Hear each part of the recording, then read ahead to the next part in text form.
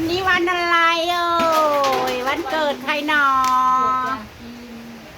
วันเกิดอยากกินวันเกิดตุยโอ้โหวันนี้วันดีเนอะจ้าแขกสิมาแขกมาแต่ใส่เลย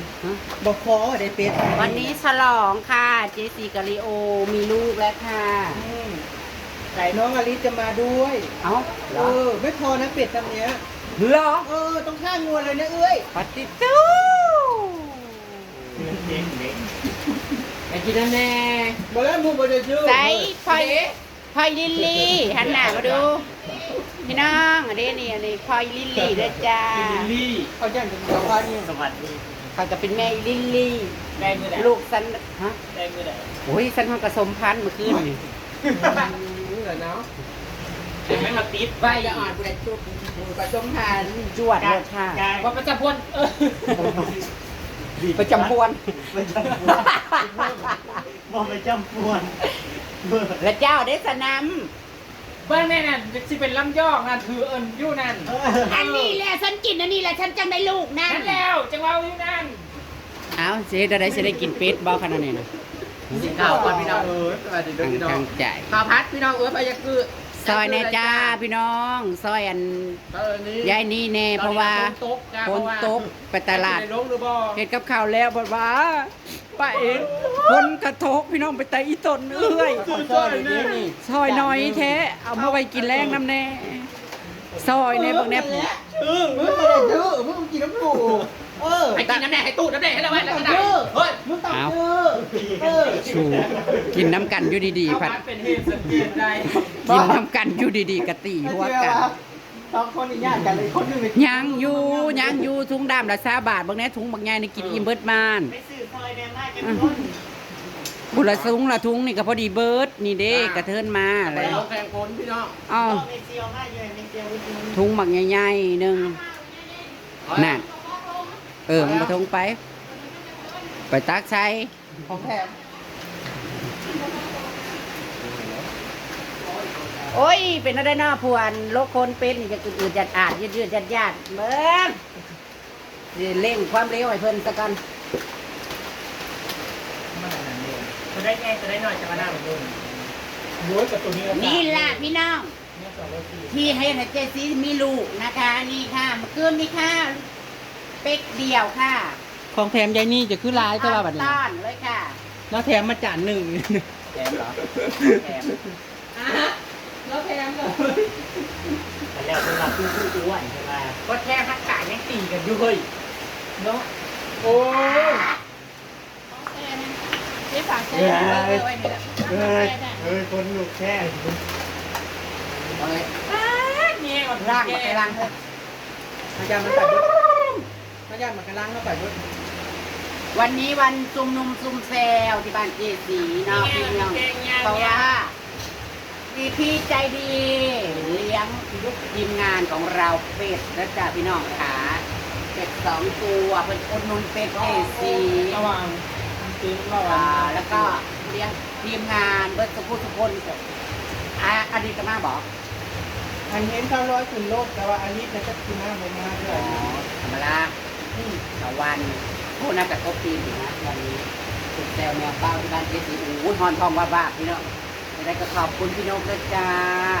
ส่วนของพี่อีกคนนึงน่ะว่าอยู่ไม่ก็เลยจ่ายนี่ท่านมือใดเนาะเพราะว่าฝนเนี่ยก็จะเสียแล้วพี่น้องเลยมันเป็นอะไรลวกอีกก็ดีแล้วมีคนล้นไฟบ่ได้สูงยังบักขนาดนึงแล้วก็จะมีคนถือหวยด้วยนะวันนี้น่ะมีอะไรคอยบะเจ้าซื้อบ่เดี๋ยวเหรอเบิ้งไม่คนใช้ด้วยนี่เสือดับนี่ถือหวยไว้เนี่ยคอยก็เสือดับจับกล่องน้ำมาก็กระยับถือหมอยหน่อยก็เสือดำก็กระยับถือจ้าวันนี้ก็แตกสวดๆกันอยู่ที่บ้านสี่แล้วจ้าพี่น้องจ้าเห็นได้เลย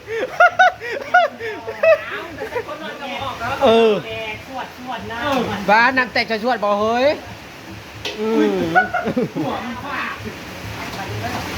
แตกชวดๆจ้าพี่น้องจ้าอัมบารามขี่มาน้ำล้างจ้ามาน้ำล้างพี่น้องคนก็ตก ถูกคนนะพี่น้องตกจ้ะ จ้างเที่ยวเปียกเกินหลายแดดแดง ขี้ตม แม่ตุยตุยพาลดลมแม่ตุยตุยยากแต่บ่ลมคอยยางลุกคอยกันเลยเอาส่วนยองหน้าใส่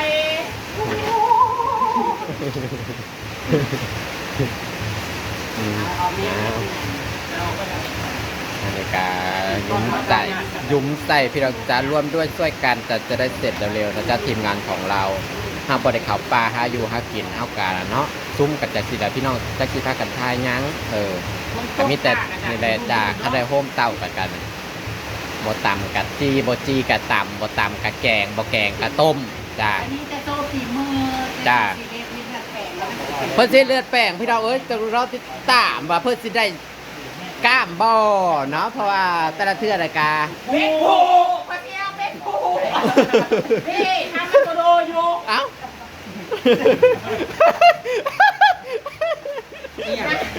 หน้าก็จะประเด็นแดงแต่มันก็คือเชื่อว่าเป็นมาใครไม่เคยเด้อ มันไข่เหรอมาจ้าเพื่อนอะ มันมีสองไข่ มีอยู่สองไข่เอ้ย มองไม่ตั้งผ่านแตกเลยใช้เกี่ยว ต้นที่เป็นพ่อคนเลยทำมาดีทำมาต่อ เอาไว้นั่นแล้วจากลงหูนั่น เป็นพ่อคนเลย เมื่อกี้จะมาทอดกันคือข้าวหมูอะไรต้องอยู่ต้องแม่ข้าวหมูเป็น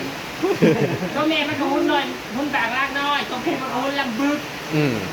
มานานแล้วมันเห็ดดึกเนาะไม่ได้แต่กับผู้หญิงกับมุ่นบางๆได้ แบบนั้นเลย อันนั้นนะแม่พันธุ์เด้อฮันนาชุดใส่ผมยาวไหนเดี๋ยวนี่กับพ่นโต๊ะกับจัก บัวในนี้จะมั่น พอดีทางเปื่อนพี่น้องเอ้ย กินแมงก้นบัวลาย บ่มีว่าสิเอ้ยปุ่มโมดท้องเจ้าของเนี่ยอย่าว่าว่าคนบัวหลายเป็นค่อยแต่คนบัวกับบ่มีบ่มีสูง บ่มี หาคอขาววันนี้เว้ย เอาข้าวอันนี้มีอยู่ไว้ เอาไว้เดี๋ยวตัวขาวเนี่ยมันจะลบคนจะง่ายแจ็คหยอดแจ็คบอก เอาข้าว มันนอนเดี๋ยวคิดว่า เอาแล้วมันทำมันแบบข้าวตีปลา เด็กครูก็ต้องเอาไว้ไล่ตัวมันตีกัน สี มันมีไว้เลยให้ ตัวข้าวมันมันกินอยู่ตีว่ากัน ของเจ้าตัวเดียวได้นะ เดี๋ยวจะเอาไว้2 กลุ่มก็ตีหูกันต้องตัวตีด้านกันจะไปบูในโคน2 กลุ่มตีตั้งประเด็นเด็กผูนะ ซองเจ้าในท่าเห็นได้เลยบ่ไง อันไฟเสียนั่นเด้อครับมันมาตีเตรียมกับที่ข้าวตัวไก่ แม่นบอกเอาให้เจ้าคั่วสะบัดเอาพักเบรกนะพี่น้องใครเอ่ยมากพี่น้อง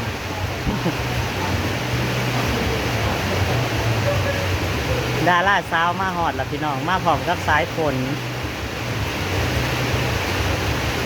มากับไผดูมากับไผเอ่ยมากับไผมากันกี่คนเนาะเอาคือบ่ลงแต่รถล่ะลงแต่รถก็ได้เอาจ่องไปหับไปเนี่ยนี่จ่องเจ้านั้นเชียวกำลังเชียวจ่องไปหับอยู่ทางนั้นโผล่มาทางปีผมมาเจอโอ้ยเนาะฮะ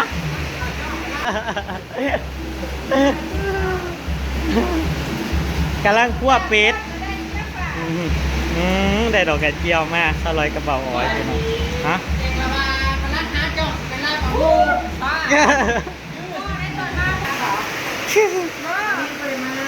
สวรรค์บ่ได้มาบ่ มาแน่น้ำก้นแล้ว เอา แต่เก็บเกี่ยวพี่น้องเอ้ยมันเป็นมือยังเนาะ มีเล่มยกไปชกกัน ไม่ได้ออกมาตรงนั่นแหละจ้ะคนโตโอ้ไปเล่นแล้วลูกอีกทำให้มาเลยมีกรรมโยนเป็นเนื้อได้มันเป็นที่มึงดูเลยดูกระไดบอกมาเป็นเอากินเค้กเขาเลยลูกมันเป็น ให้เอาให้เราดู ขอดพอดีมันจะพอดี มันโมเมนของมันโมเมนของบอดี้ดอก มันเป็นของมีกำลังบางซ่ามันต้องให้พอเจียวเนาะอ่อย พอจีให้คนยินเขาก็ได้กินแหละเออเสนอว่าสิเออทำมาละเสนอเด้อนี่เด้อเสนอนี่ นิดแม่จะนอนมากกลับมาแค่นี้ค่ะ อ่าเออ ไปรอแล้ว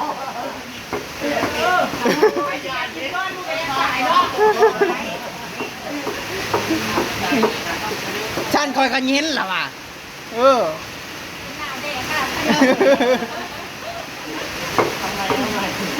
เนาะใจตุย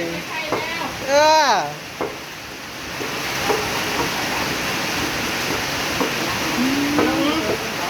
อย่าอมทำละน่าขอคืนแล้วชักงึกแล้ว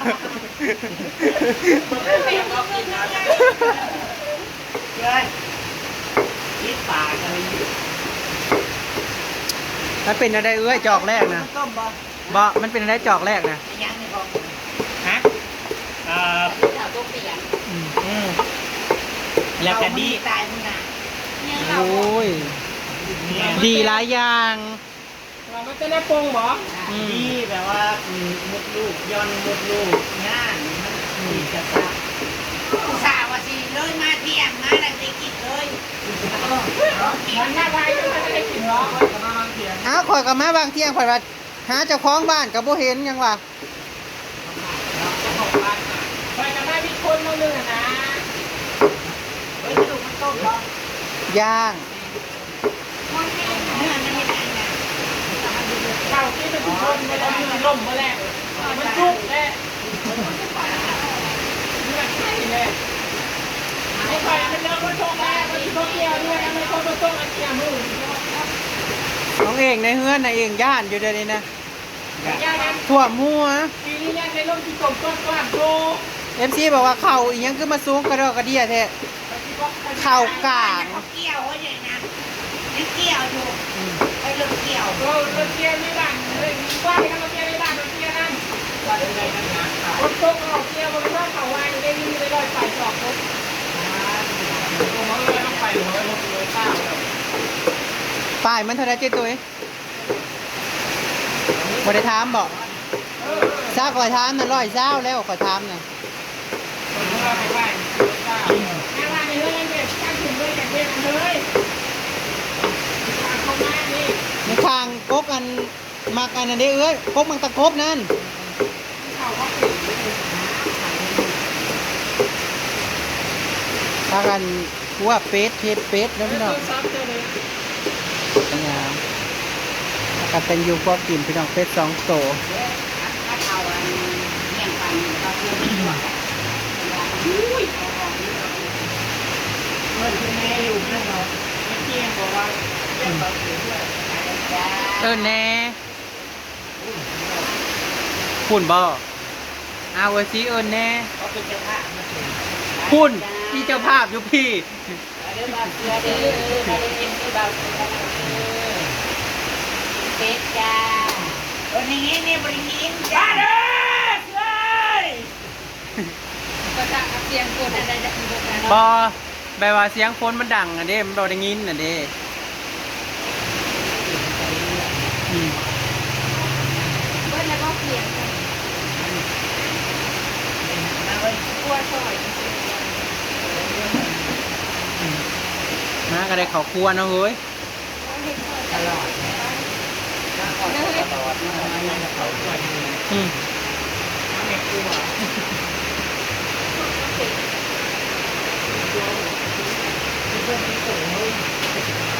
นั่นไปหาเสียบอกว่าไม่เป็นมาตามนั่นมันเกิดอะไรมาทำมันเป็นที่มันติดตั้งทำนอนอยากร่วมอะไรที่ประมาณนั้นแล้วก็การอะไรมาทำติดกันเลยมาการ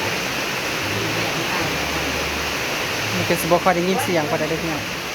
เสียงฝนแฮง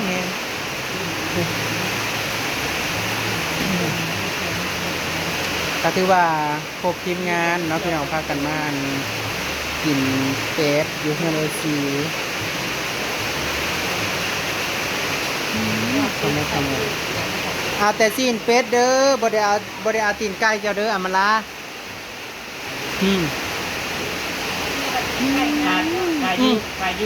ขาเคยเห็นอาหารนี่แบบใส่มีดแบบเนี้ยเสื้ออยู่ จะเคยบ่อามาลาอยู่หันอาหาร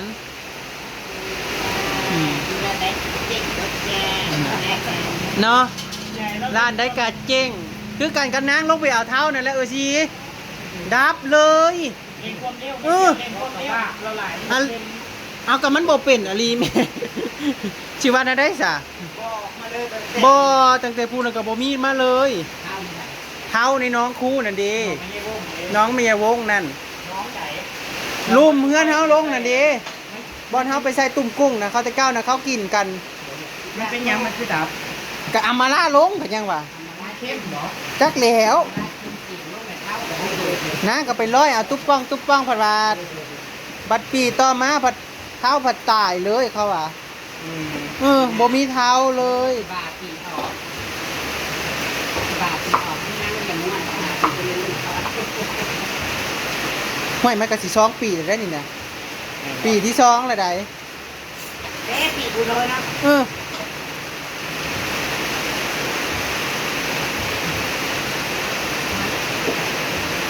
นะเอกสิไปอันนี้นะมาเด้อพี่น้อง มากินเป็ดด้วยกันพี่น้องเอ้ยเจ้ากินเป็นบ่ปุ๊กเจ้าเจ้าบ่กินเลือดแปลงเจ้าคือสิกินได้มื้อนี่มีเสียวสิลองกินเลือดแปลงคักๆมื้อนี่เพิ่นว่า ไม่เคยกินแต่จะกินอะไรที่ไม่เคยทำกูจะทำนี่เคยกินไหม อะไรที่ไม่เคยทำจะทำอะไรที่ไม่เคยกินก็จะกินสิเป็นคนใหม่อีกแหละ ไม่เที่ยวใครสิเป็นคนใหม่โบรูดเบาเอื้อใกล้สิแล้วแหละพี่น้อง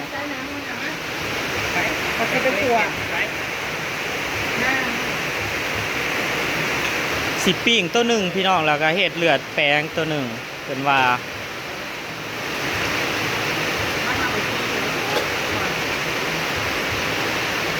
สิทอดหนังมันพี่น้องสิทอดหนังเป็ด เป็ดเด้อเป็ดมีเป็ดอยากขายตัวนวดบ่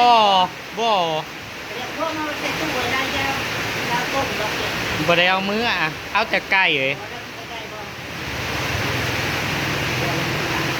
บ่เคยคั่วเป็ดลงให้เราคั่วแต่ไก่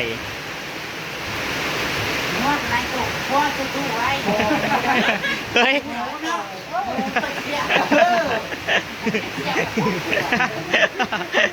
ควันหายเบิดบ่ทันอะไรขายไม่เสียวหมูไว้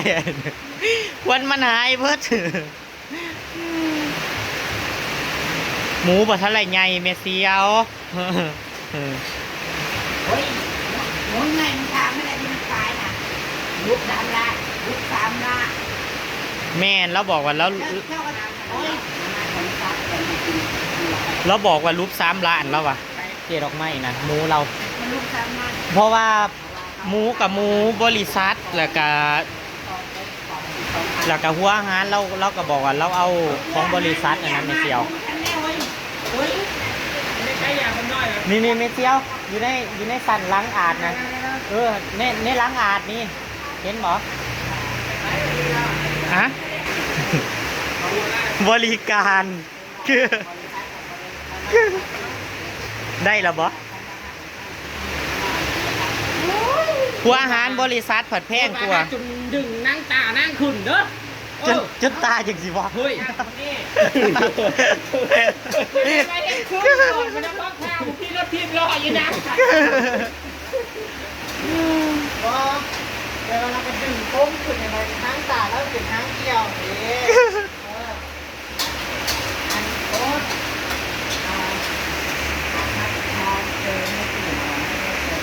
จักหน่อยก่อน ต้องมาอย่าง หอมเปย์หอมเปย์ค่ะหอมหอมหลาบพี่น้อง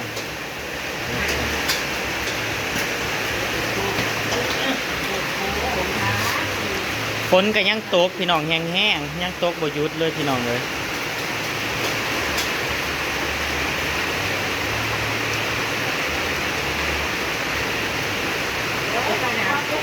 เฮ้ยคนเป็นหมดเลยอ่ะแล้วก็เป็นเป๊ก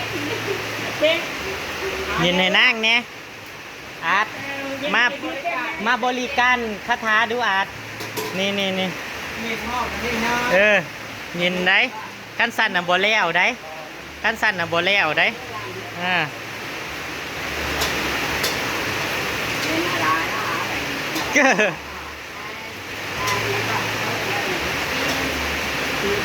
ขอ จนเซ่เมซี่เอาจอกหนึงนั่น ยังเอาคืนมันยังเต็มจุกอยู่ คือเห็นนะนั่นก็จะมาตั้ง ผู้ยินนั่นต้องก้อนเลยเนาะ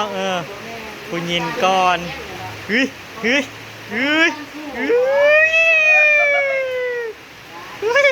้ยนาดกูซื้อว่านาแบบว่านาแดงอ่องตองคือซ้ำน้อยนี่น้อย ไม่ได้น่าจะคนน้ำร้อยเลยวะ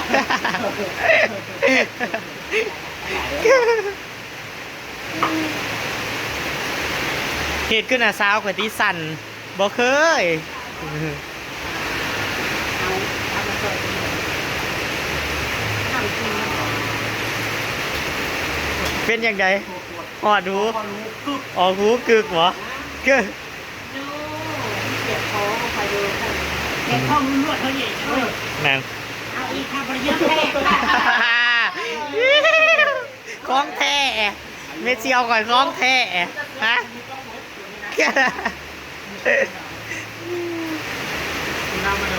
เมเซียวข่อยเบาเด้อข่อยวะพอเมื่อกี้นี่เอาแล้วจอกนึงก็เป็นเซียวนั่นคุณซื้อกันอันเด็บเจ็บรังเจ็บแอวมันเศร้าเลยเด้นั่น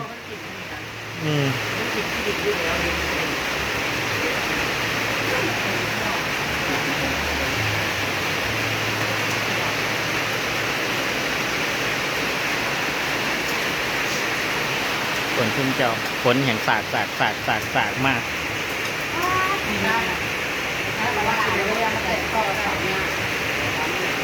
เขากระซุกเบิ้ลละพี่น้องบ้างทงกันนะเขาไม่เชื่อคุยกระซุกเบิ้ลละกับฝนบยุทธมันสิบอ เป็นผู้มีนั่นนั่นเอาพวกนี้จะกินได้เที่ยวละจ้าเขาเป็นใครหมดเลยก่อนเอาหมดเข้า อันมาเอาตัวมันเป็นไปนั่นนะเขาไม่เป็นรถตู้เอาน้ำหน่อยจ้าได้เดี๋ยวนี้นะยังมันลง มันงามเกินของซุ่มเจ้านั่นเพียงข้อผู้เขาเฟินนั่นเงินเงินอะไรละรวมหัวเอา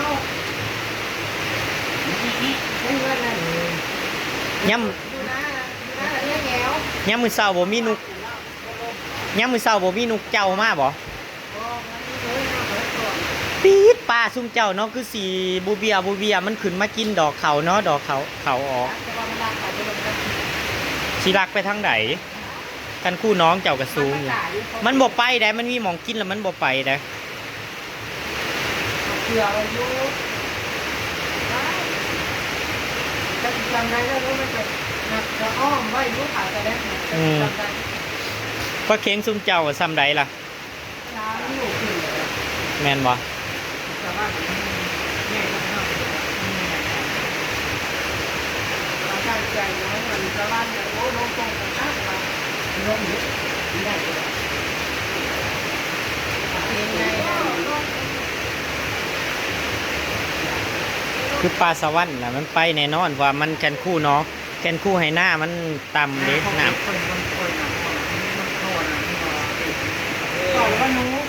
ไปพี่น้องปะ เอากระเสียมลาผ้าจากแล้วพี่น้องเก็บภาพบรรยากาศแบบนี้เนาะพี่น้องเนาะติดตามคลิปหน้ากันแล้วกันพี่น้องขอบคุณพี่น้องที่เข้ามารับชมเนาะขอบคุณทุกกำลังใจทุกการติดตามเนาะพี่น้องไปแล้วพี่น้องสวัสดีครับผม ถ้าตัวนี้ยังเดียว